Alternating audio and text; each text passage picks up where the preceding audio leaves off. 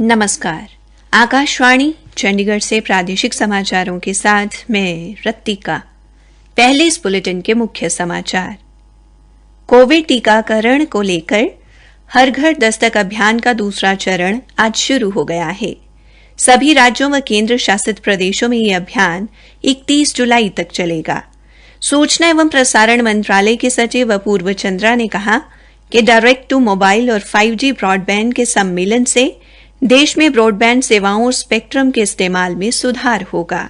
मुख्यमंत्री मनोहर लाल ने अनुसूचित जाति, अनुसूचित जनजाति एवं पिछड़ा वर्ग समिति के सदस्यों को इन वर्गों के लोगों को कल्याणकारी योजनाओं का लाभ पोर्टल के माध्यम से लेने के लिए प्रेरित करने की सलाह दी।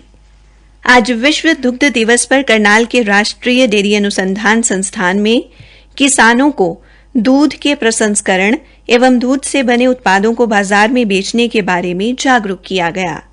और हिसार के चौधरी चरण सिंह कृषि विश्वविद्यालय ने विकसित फसलों की उन्नत किस्मों को किसानों तक पहुंचाने के लिए एक प्रमुख बीज कंपनी के साथ समझौता किया। अब समाचार विस्तार से।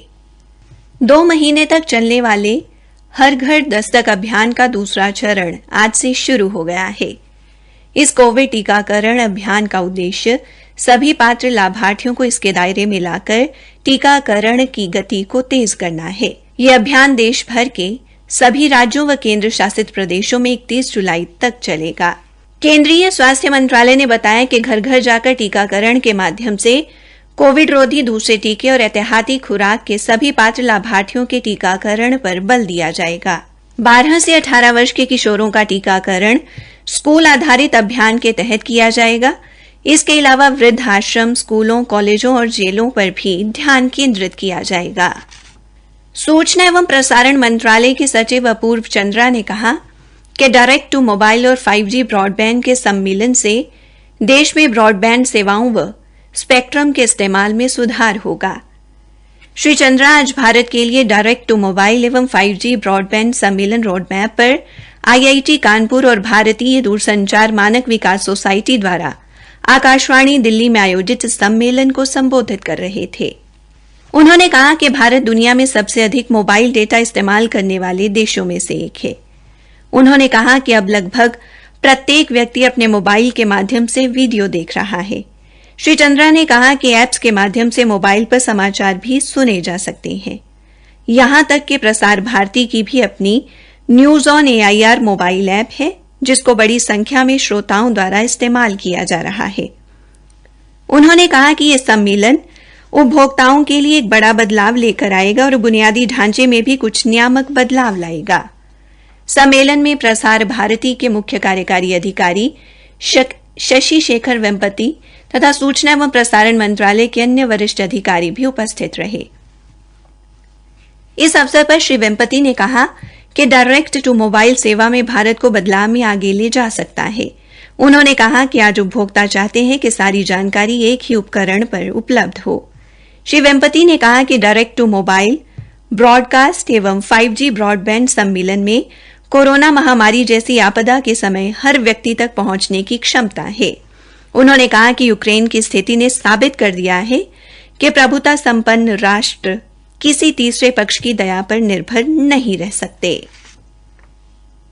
हरियाणा के मुख्यमंत्री मनोहर लाल ने अनुसूचित जाति, अनुसूचित जनजाति एवं पिछड़ा वर्ग समिति के सदस्यों को अनुसूचित जाति, अनुसूचित जनजाति और पिछड़ा वर्ग के लोगों को राज्य सरकार की विभिन्न कल्याणकारी योजनाओं का लाभ पोर्टल के माध्यम से लेने के लिए प्रेरित करने की सलाह दी है। मुख्यमंत्री आज चंडीगढ़ में समिति की बैठक की अध्यक्षता कर रहे थे। मुख्यमंत्री ने कहा कि पोर्टल के माध्यम से लाभ लेने से पैसा सीधा लाभार्थी के खाते में पहुंचता है।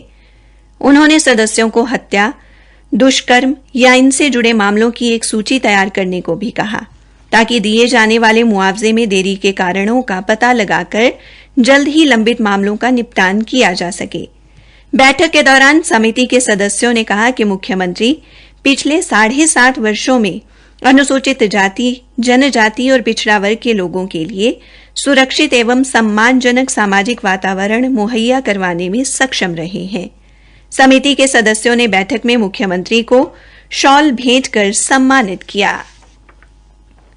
प्रादेशिक समाचार आकाशवाणी चंडीगढ़ से प्रसारित किए जा रहे हैं। विश्व दुग्ध दिवस पर आज करनाल स्थित राष्ट्रीय डेयरी अनुसंधान संस्थान में संगोष्ठी का आयोजन किया गया, जिसमें डेयरी वैज्ञानिकों व पशुपालकों ने हिस्सा लिया। इस संगोष्ठी में किसानों को स्वच्छ दूध, दूध प्रसंस्करण, पशुओं की बीमारियों, दूध से बने उत्पादों को बाजार में बेचने के बारे में विस्तार से जानकारी दी गई। इस अवसर पर संस्थान के निदेशक व अन्य वैज्ञानिकों ने मॉडल डेयरी द्वारा निर्मित कम कीमत और सेहत के लिहाज से बेहतर आइसक्रीम भी जनता को समर्पित की। संस्थान के निदेशक डॉ मनमोहन सिंह चौहान ने बताया कि दूध एक पूर्ण आहार है और इसमें हमें प्रोटीन, विटामिन, कार्बोहाइड्रेट्स के अलावा अन्य तत्व भी मिलते हैं। उन्होंने कहा कि वर्तमान समय में दूध में मिलावट एक बहुत बड़ी चुनौती है। मिलावटी दूध के धंधे पर अंकुश लगाने के उद्देश्य से राष्ट्रीय डेयरी अनुसंधान की ओर से इजाद की गई पेपर स्ट्रिप आधारित जांच किट इस वर्ष आम उपभोक्ताओं के लिए बाजार में आने की संभावना है। हिसार के चौधरी चरण सिंह हरियाणा कृषि विश्वविद्यालय ने सार्वजनिक निजी भागीदारी के तहत तकनीकी व्यवसायीकरण को बढ़ावा देते हुए निजी क्षेत्र की एक प्रमुख बीज कंपनी से समझौता ज्ञापन पर हस्ताक्षर किए हैं। विश्वविद्यालय के एक प्रवक्ता ने बताया कि यह समझौता विकसित फसलों की उन्नत किस्मों और तकनीकों को अधिक से अधिक किसानों तक पहुंचाने के लिए किया गया है। प्रवक्ता ने कहा कि कृषि में नई प्रौद्योगिकी के इस्तेमाल से फसलों की अधिक पैदावार से जहां किसानों की आय बढ़ेगी, वहीं राज्य व देश की आर्थिक स्थिति भी मजबूत होगी। उन्होंने कहा कि पिछले एक वर्ष में विभिन्न निजी कंपनियों के साथ इस प्रकार के 10 समझौतों पर हस्ताक्षर किए गए हैं। इस समझौते के तहत कंपनी विश्वविद्यालय द्वारा विकसित गेहूं की WH1270, सरसों की RH275 और जई की OS405 किस्म का बीज तैयार कर किसानों तक पहुंचाएगी। हरियाणा पुलिस ने लोगों को बड़ी धनराशि लौटाने का लालच देकर करोड़ों रुपए की ठगी करने वाली फर्जी कंपनी के प्रबंध निदेशक को गुजरात के दाहोद जिले से गिरफ्तार किया है।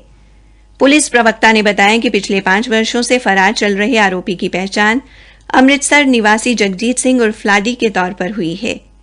आरोपी के खिलाफ जिला फतेहाबाद के अलावा पंजाब के रूपनगर, बरनाला, तपामंडी, बठिंडा, मलेरकोटला, संगरूर और मोहाली जिले में भी धोखाधड़ी के मामले दर्ज हैं। पंजाब में दर्ज एक मामले में अदालत से जमानत के बाद वो फरार चल रहा था। वहीं फतेहाबाद पुलिस को भी पिछले 5 सालों से उसकी तलाश थी। आरोपी को अदालत में पेश किया गया। अदालत ने उसे 10 दिन के लिए पुलिस हिरासत में भेज दिया है।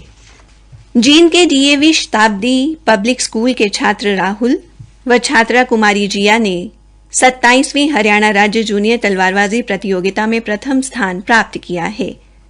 28 से 30 मई तक सोनीपत में हुई इस प्रतियोगिता में प्रदेश भर से लगभग 20 जिलों के बच्चों ने हिस्सा लिया। इस उत्कृष्ट उपलब्धि पर डीएवी संस्थाओं के क्षेत्रीय निदेशक डॉक्टर धर्मदेव विद्यार्थी ने विजेता खिलाड़ियों को बधाई देते हुए कहा कि इस प्रतियोगिता में प्रथम आने वाली ये खिलाड़ी उड़ीसा में होने वाली राष्ट्र स्तरीय प्रतियोगिता में हिस्सा लेंगे, जो 17 से 20 जून तक आयोजित की जाएगी।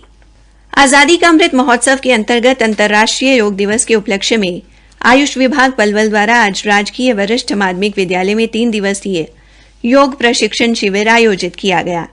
उधर फरीदाबाद के सरकारी व निजी स्कूलों में भी 8वें अंतर्राष्ट्रीय योग दिवस का अभ्यास किया गया।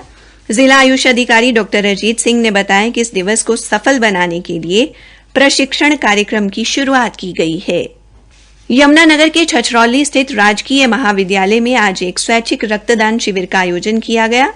इस शिविर में पीजीआई चंडीगढ़ की टीम ने सेवाएं दी और इस दौरान 140 यूनिट रक्त एकत्रित किया गया।